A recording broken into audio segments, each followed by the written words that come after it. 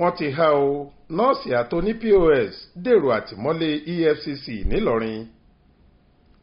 lóde àríyá kan ni àjọ tó ń gbógun ti ìwà jìbìtì àti ṣíṣe owó ìlú mọ̀kùmọ̀kù nílẹ̀ yìí Economic and Financial Crimes Commission EFCC ẹ̀ka tìlú Ìlọrin ti mú àwọn mẹ́ta kan Sala Asmau Wúràọlá Owódùn ní Abdullahi táwọn èèyàn mọ̀ sí Bọ́lájí tí wọ́n jẹ́ oníṣòwò POS àti Shuaib Rukayat tó jẹ́ òṣìṣẹ́ nọ́ọ̀sì tó wá láti ìjọba ìbílẹ̀ gúúsù Ìlọrin ìyẹn Ìlọrin South nílùú Ìlọrin fẹ̀sùn pé wọ́n ń ta àwọn owó náírà tuntun ilẹ̀ Nàìjíríà kiri.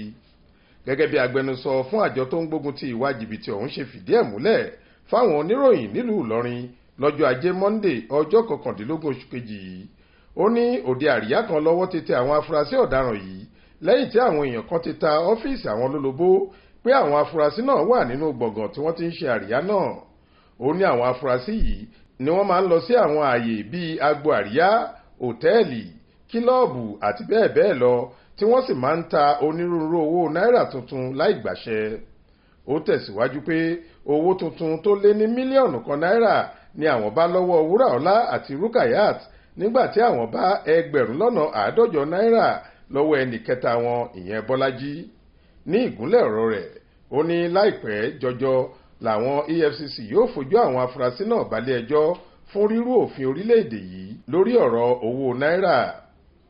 Ibrahim Alágúnmu ló ṣàkójọ ìròyìn yìí fún iléeṣẹ́ tẹlifíṣàn Aláròye online. Faith Adébọ́lá ló kà á sétí ìgbọ́ yín.